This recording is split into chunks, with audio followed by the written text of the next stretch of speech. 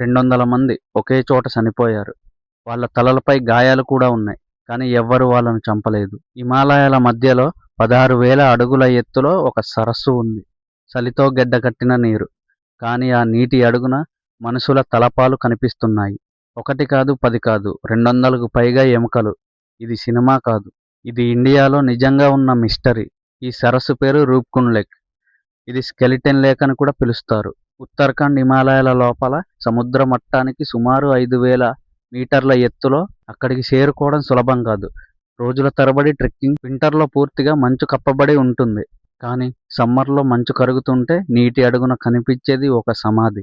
1942లో ఒక forest guard ఈ సరస్సును గమనించాడు. మొదట తను అనుకున్నాడు ఇవి యుద్ధంలో చనిపోయిన సైనికులవో. కానీ పరీక్షలు చెప్పింది ఈ ఎముకలు వందల ఏళ్ల పాతవి. ఇంకా భయంకర విషయం ఏమిటంటే చాలా తలపాలపై గాయాలు ఉన్నాయి. కత్తి గాయాలు కాదు, బుల్లెట్ కాదు, గుండ్రంగా ఉన్న గాయాలు. ఎవరైనా భారీ రాళ్లతో పైనుంచి కొట్టినట్టుగా. కొంతమంది పరిశోధకులు ఒక సిద్ధాంతం చెప్పారు. ఇది ఒక రాజకుటుంబ యాత్ర. వాళ్ళు పుణ్యక్షేత్రానికి వెళ్తుండగా అకస్మాత్తుగా హిమాలయాల్లో వాతావరణం మారింది. ఆకాశం నల్లగా మారింది. గాలి వేగంగా వీసింది. మరి తర్వాత వడగళ్ల వర్షం ప్రారంభమైంది. కానీ సాధారణ వడగళ్ళు కాదు. బంతి పరిమాణంలో మంచుగోళాలు. వారు పరిగెత్తేలోపే పైనుంచి మంచుగోళాల వర్షంలా కురిశాయి. తలపై పడిన ప్రతి మంచుగోళం ఒక ప్రాణం తీసింది. రాత్రి చలి అరుపులు, తర్వాత నిశ్శబ్దం.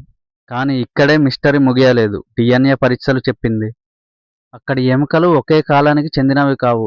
కొన్ని 800 సంవత్సరాల పాతవి, మరికొన్ని 200 సంవత్సరాల పాతవి. అంటే ఈ సరస్సు ఒక్కసారి రక్తం చూడలేదు. కొన్ని వేర్వేరు కాలాల్లో మరణాలు జరిగాయి. ఎందుకు అదే చోట? ఎందుకు అదే సరస్సు? లోకల్ కథనాల ప్రకారం అది దేవతల కోపం. ఆ ప్రాంతం పవిత్రమైనది.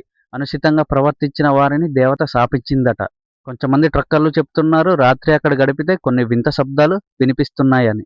గాలి లేకపోయినా అడుగుల శబ్దం, నీటిలో స్వల్ప అలజడి, ఎవరో చూస్తున్నట్టుగా ఒక భావన. అయితే నిజమేంటి? భారీ వడగళ్ల వర్షమా? రాజయాత్ర? లేక ఇంకేదైనా తెలియని మరేదైనా? ఒక ప్రశ్న మాత్రం మిగిలింది. ఆ సరస్సు ఇంకా మరి ఎవరినైనా ఎదురు చూస్తుందా? మీరు అక్కడ ఒంటరిగా గడపగలరా? మీ థియరీ ఏంటి? కామెంట్స్లో చెప్పండి. ఎపిసోడ్ 4తో మళ్ళీ కలుద్దాం. ఈ వీడియో నచ్చితే లైక్ చేసి సబ్స్క్రైబ్ చేయండి.